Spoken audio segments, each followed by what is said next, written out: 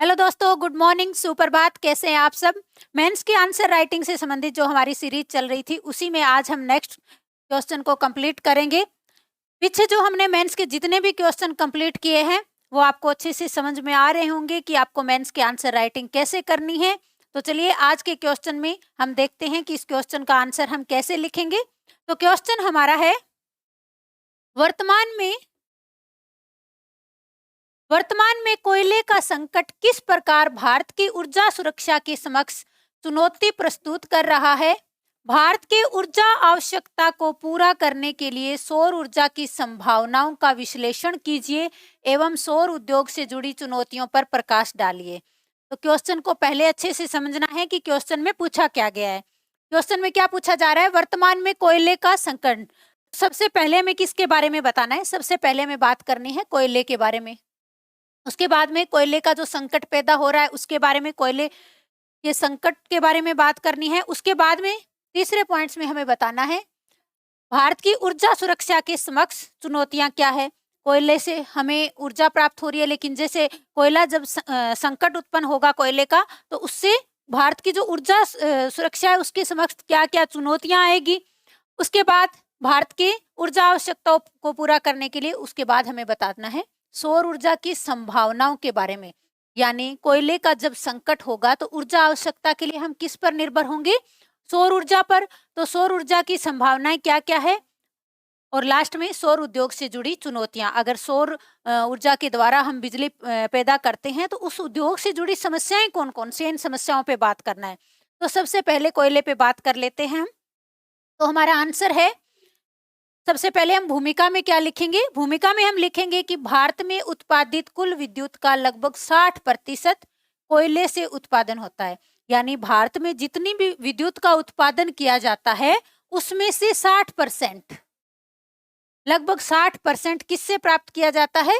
कोयले पर आधारित है। यानी उसका उत्पादन किस पे आधारित है? कोयले पे। जितना भारत में विद्युत का उत्पादन होता है उसका 60% कोयले पर आधारित है, और यह देश के ग्रीन हाउस गैस उत्सर्जन का मुख्य स्रोत है।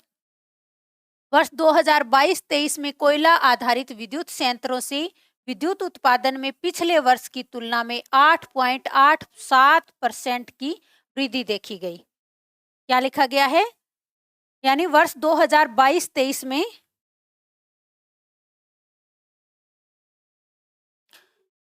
22-23 में कोयला आधारित विद्युत संयंत्रों से विद्युत उत्पादन में, यानी कोयला आधारित जो विद्युत संयंत्र लगे हुए हैं उनसे विद्युत उत्पादन करने में पिछले साल की तुलना में, यानी 21-22 की तुलना में 2022-23 में 8.87% की वृद्धि देखी गई है।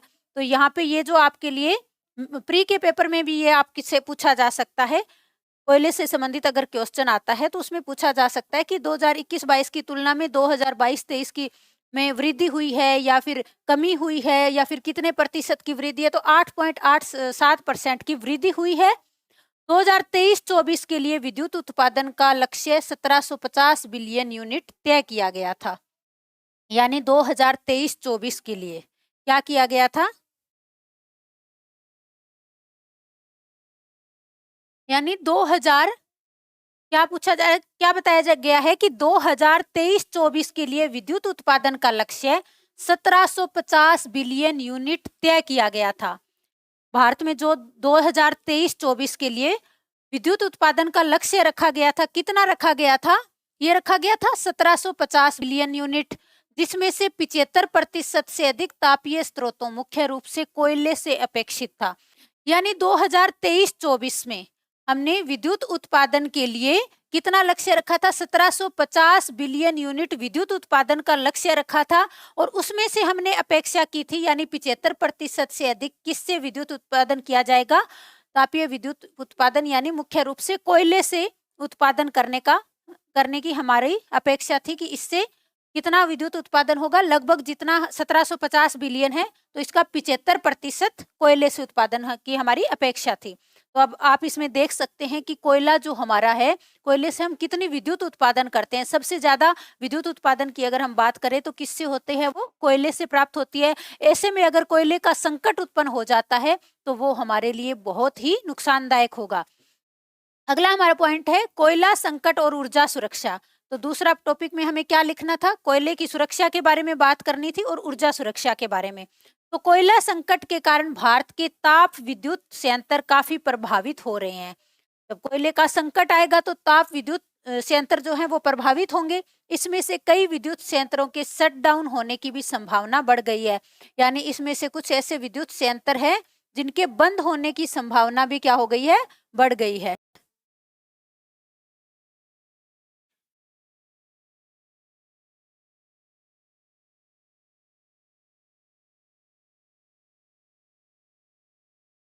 इससे ना केवल विद्युत उत्पादन प्रभावित होगा बल्कि बाजार में विद्युत की प्रति यूनिट कीमतों में भी उछाल आएगा। इससे क्या होगा, विद्युत उत्पादन, अब ताप विद्युत संयंत्र अगर बंद हो जाते हैं तो विद्युत का उत्पादन क्या हो जाएगा, कम हो जाएगा। और अगर विद्युत का उत्पादन कम हो जाएगा तो क्या होगा, इससे क्या होगा, प्रति यूनिट कीमतों में उछाल आएगा। क्योंकि अगर बिजली का उत्पादन कम होगा, जिस चीज का उत्पादन कम होता है फिर क्या होता है कि उसकी कीमतें बढ़ जाती है। नेक्स्ट हमारा पॉइंट है भारत में 388 गीगावाट की स्थापित क्षमता है, जिसमें से 202 गीगावाट की परियोजनाएं केवल कोयले पर आधारित है। तो देखिए कितना इंपॉर्टेंट यहाँ पे बताया गया है कि भारत में 388 गीगावाट की जो स्थापित क्षमता है, जिसमें से 202 गीगावाट किस पर आधारित है, ये जो परियोजनाएं चल रही है ये 202 की बात करें तो ये 202 किस पे आधारित है, कोयले पर आधारित है। दुनिया में चौथा सबसे बड़ा कोयला भंडार होने के बावजूद भारत दुनिया का दूसरा सबसे बड़ा कोयला आयातक है। यानी अगर कोयले के भंडार की हम बात करें तो दुनिया में कोयले के भंडार में भारत का कौन सा स्थान आता है, चौथा स्थान आता है। लेकिन फिर भी क्या है कि भारत आयात करने में, दूसरे देशों से कोयला आयात करने में कौन से स्थान पे है, दूसरे स्थान पे है। तो यहाँ पे आपको ये याद रखना है, ये आपके प्री के एग्जाम के लिए, प्रीलिम्स के एग्जाम के लिए भी महत्वपूर्ण टॉपिक है कि कोयले के भंडार के रूप में भारत का कौन सा स्थान आता है, चौथा स्थान आता है। और आयात की अगर हम बात करें तो ये आयात में दूसरे स्थान पे आता है। चलिए आगे बढ़ते हैं।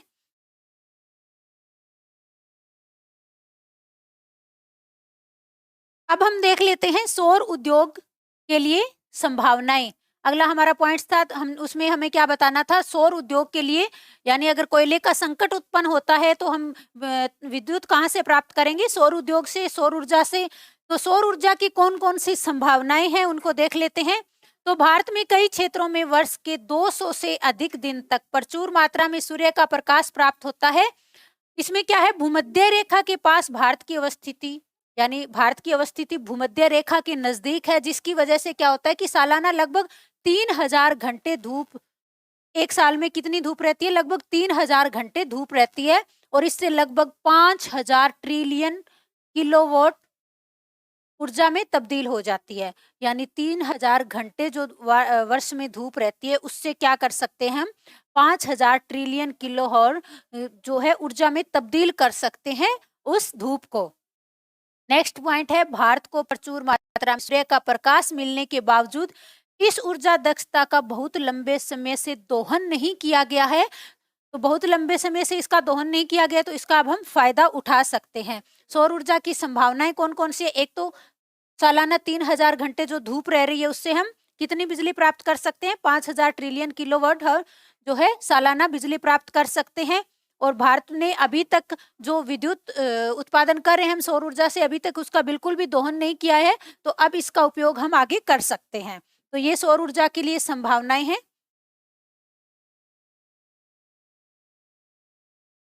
नेक्स्ट हमारा पॉइंट है भारत में वर्ष 2030 तक नवीकरणीय ऊर्जा स्रोतों से 450 गीगावाट विद्युत उत्पादन का लक्ष्य रखा गया, जिसमें सौर ऊर्जा की हिस्सेदारी सबसे ज्यादा है।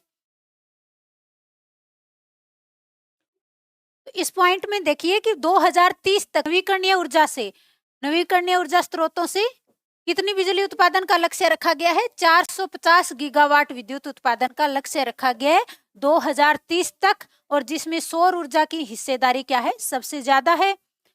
यह बदलाव तब आया जब संबंधित अधिकारियों ने पूरे भारत में बिजली की मांग और पारंपरिक स्रोतों की कमी को देखा। इस प्राकृतिक संसाधन के इष्टतम उपयोग को सुनिश्चित करने के लिए नीतियां बनाई।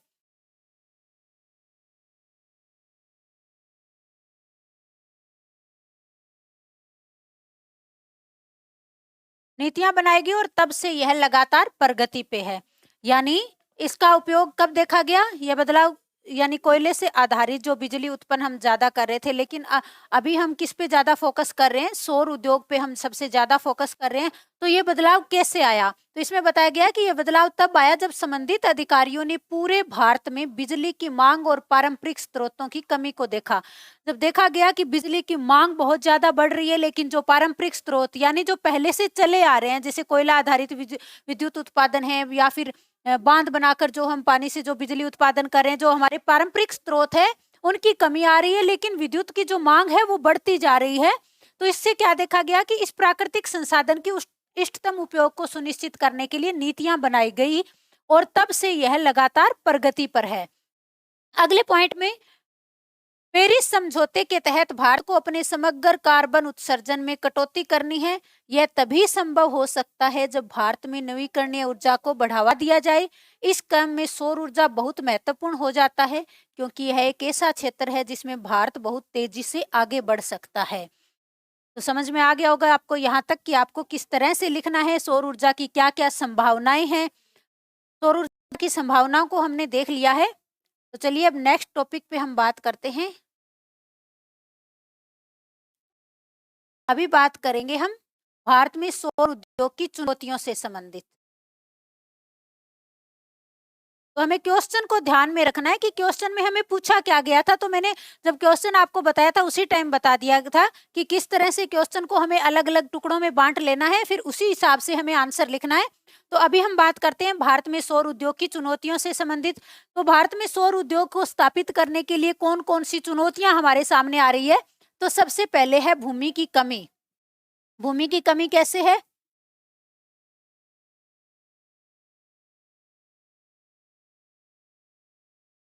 सौर उद्योग स्थापित करने के लिए बहुत सारी भूमि की आवश्यकता होती है, लेकिन भारत में जनसंख्या इतनी ज्यादा है कि भूमि पहले ही कम पड़ जा रही है। तो आपको पता है कि भारत जनसंख्या के मामले में दुनिया में सबसे आगे निकल चुका है। तो इस ऐसे में भूमि की कमी भी एक बहुत बड़ी समस्या के रूप में सामने आ रही है।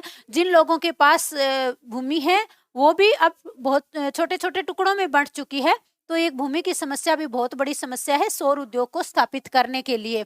नेक्स्ट हमारा पॉइंट है वित्त पोषण की कमी। वित्त पोषण की कमी यानी इस उद्योग के लिए वित्त की भी कमी है। अगर बैंकों से ऋण लेने की बात करें तो आज के टाइम में अगर हम देखते हैं जितना बैंकों से ऋण लिया गया है, उसमें से ज्यादा जो ऋण है वो किसके रूप में है, एनपीए के रूप में। एनपीए के रूप में, यानी जो ऋण लिया जाता है वो टाइम पे अगर चुकता नहीं किया जाता है तो उसको किसके अंदर काउंट किया जाता है, एनपीए के अंदर। अगला है पीवी निर्माण प्रौद्योगिकी की कमी। पीवी निर्माण प्रौद्योगिकी क्या है, यानी सूर्य के ताप से सीधा उसे बिजली में परिवर्तन करना। तो ये इसकी हमारे पास कमी है। सूर्य के ताप को जब सीधा ही विद्युत में परिवर्तन किया जाता है तो उसी को कहा जाता है पीवी निर्माण प्रौद्योगिकी। अगला है सौर पैनलों के आयात की समस्या। हमें ज्यादा से ज्यादा सौर पैनलों को आयात करना पड़ता है जिसपे बहुत अधिक खर्चा आता है। तो ये भी एक बहुत बड़ी समस्या है। डंपिंग की समस्या। डंपिंग क्या होता है, जब कोई भी देश अपने सामान को किसी दूसरे देश में बहुत ही सस्ते माल पे, लागत मूल्य से भी सस्ते माल पे बेचता है तो उसे हम डंपिंग कहते हैं। जैसे ज्यादातर चीन यही करता है, वो अपने माल को भारत में जब सस्ते दामों पे बेचेगा तो इससे क्या होगा कि भारत में जो माल बन रहा है वो बिकना बंद हो जाएगा, क्योंकि लोग सस्ता माल खरीदने की तरफ आकर्षित होंगे। तो इससे भारत के उद्योग धंधे जो है ऑटोमेटिक ही क्या होंगे, खत्म हो जाएंगे, और जो विदेशों से माल आ रहा है वो अपनी जगह मार्केट में बना लेगा। तो चाइना आजकल हमेशा से ही, आजकल नहीं हमेशा से इसी नीति पे चलता आ रहा है। वो अपने सामान को, आपने देखा होगा कि चाइना का जितना भी माल होता है भारत में सस्ते दामों पे बिकता है, और आज भारत के जो मार्केट है वो चाइनीज सामानों से भरे पड़े हैं। सिलिकॉन उत्पादन की कमी, क्योंकि जो सौर पैनल बनाए जाते हैं किसके द्वारा बनाए जाते हैं, सिलिकॉन के द्वारा बनाए जाते हैं। तो इस सिलिकॉन के उत्पादन की कमी भी एक बहुत बड़ी समस्या है सौर उद्योग को स्थापित करने में। सरकार और उद्योगपतियों के बीच में सहयोग की कमी। देखिए, किसी भी उद्योग को स्थापित करने के लिए उद्योगपति जब उस उद्योग को स्थापित करते हैं तो इसके लिए सरकार और जो उद्योगपति है उन दोनों के बीच में सहयोग की कमी भी एक इसका बहुत बड़ा कारण है। तो ये सारी समस्याएं जो आती है भारत में सौर उद्योग की चुनौतियों के रूप में सामने आती है।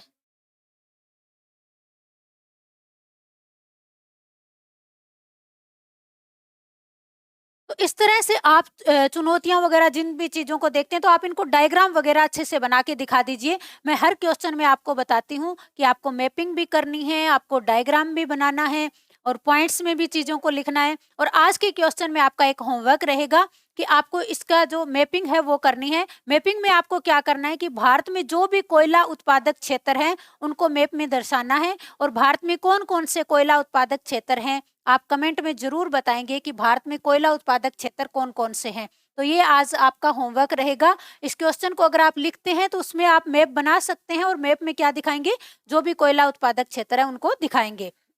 तो आज का ये होमवर्क है, सभी बच्चों को कमेंट बॉक्स में लिखना है कि कौन-कौन से भारत में कोयला उत्पादक क्षेत्र हैं। तो चलिए आगे देखते हैं, आगे हम इसका निष्कर्ष लिख लेते हैं। निष्कर्ष के रूप में हम क्या लिखेंगे कि भारत में कोयले के संकट को हल करने के लिए सरकार को कोयले के उत्पादन एवं आपूर्ति श्रृंखला से जुड़ी समस्याओं को हल करना होगा। देखिए, मैं हमेशा आपसे कहती हूँ कि जब भी आप कोई क्वेश्चन लिखते हैं, जब आप उसका निष्कर्ष लिखते हैं, अगर आपसे क्वेश्चन में किसी समस्या के बारे में बात की गई है, तो आपको निष्कर्ष में ऐसे लगना चाहिए कि आप जैसे अगर कोई कंपनी के बारे में बात कर रही है की जा रही है, कोई कंपनी से जुड़ी समस्या है, तो आप निष्कर्ष में ऐसे दिखाएँगे जैसे आप उस कंपनी को सुझाव दे रहे हो कि इस समस्या का समाधान कैसे किया जा सकता है। यहाँ पे कोयला संकट की बात है, तो अगर आप इस संकट के बारे में आपने पूरा बता दिया है, तो अब आपको आगे क्या बताना है, इसका समाधान के बारे में भी आपने बता दिया। लेकिन अगर अब आप इसका निष्कर्ष लिखना चाहते हो, तो निष्कर्ष में आप लिखोगे जैसे आप सरकार को सुझाव दे रहे हो कि इस कोयला संकट से कैसे उबरा जा सकता है। तो हमने क्या लिखा है कि भारत में कोयले के संकट को हल करने के लिए सरकार को क्या करना चाहिए, कोयले के उत्पादन एवं आपूर्ति श्रृंखला से जुड़ी समस्याओं को हल करना होगा। इसके साथ ही भारत को अपनी ऊर्जा सुरक्षा से जुड़ी चुनौतियों को दूर करने के लिए नवीकरणीय ऊर्जा पर तेजी से आगे बढ़ना होगा। क्या करना होगा, नवीकरणीय ऊर्जा पर तेजी से आगे बढ़ना होगा। अगला हमारा पॉइंट है, सौर ऊर्जा एक ऐसा क्षेत्र है जिसकी क्षमताओं का पूर्ण रूप से दोहन करना अभी बाकी है। इसके लिए सरकार को एक व्यापक सौर नीति को आगे बढ़ाना होगा, जिसमें सेमीकंडक्टर, पीवी मॉड्यूल एवं पैनलों के निर्माण और शोध में विशेष बल देना होगा। ये पॉइंट बहुत ही इंपॉर्टेंट हो जाता है आपके लिए। आप इसको ध्यान से देखिए, सरकार को क्या करना है, इसके लिए सरकार को एक व्यापक सौर नीति को आगे बढ़ाना होगा, जिसमें सेमीकंडक्टर, पीवी मॉड्यूल की अभी मैंने बात की थी, यानी सौर ताप से सीधा उसे विद्युत में कन्वर्ट करना क्या कहलाता है, पीवी मॉड्यूल। पैनलों के निर्माण के ऊपर और शोध में विशेष बल देना होगा, तो पैनलों के निर्माण और शोध में विशेष बल देना होगा। इसके साथ ही भूमि, अभी हमने देखा था किस चीज की समस्या है, भूमि की कमी है, वित्त की समस्या है, कुशल श्रम की समस्या है, जैसे आवश्यक मुद्दों पर भी ध्यान केंद्रित करना होगा। जो समस्याएं हैं उनके ऊपर सरकार को ध्यान केंद्रित करना होगा। सौर उद्योग से जुड़ी चिंताओं को तत्काल रूप से ध्यान देने की आवश्यकता है, जिससे भारत अपनी ऊर्जा सुरक्षा की दिशा में आगे बढ़ सके। तो इसके साथ ही हमारा क्वेश्चन ये कंप्लीट होता है। निष्कर्ष में हमें अच्छे से हमने इसका निष्कर्ष लिख दिया है।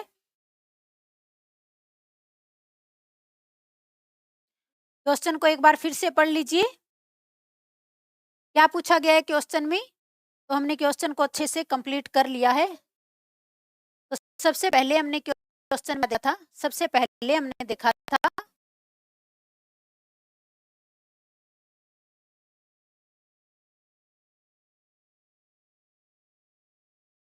सबसे पहले हमने कोयले के बारे में बात कर ली थी, उसके बाद कोयला संकट के बारे में बात की थी, उसके बाद ऊर्जा सुरक्षा के बारे में बात की थी, और फिर उसके बाद में हमने बात की थी ऊर्जा सुरक्षा के समक्ष चुनौतियां कौन कौन सी है। तो इन चुनौतियों के बारे में भी बात की थी, और भारत में सौर ऊर्जा की आवश्यकताओं को पूरा करने के लिए सौर उद्योग की संभावनाएं उन पर बात की थी, और लास्ट में हमने सौर उद्योग से जुड़ी चुनौतियों पर भी प्रकाश डाला था, और अंत में हमने निष्कर्ष भी लिखा था।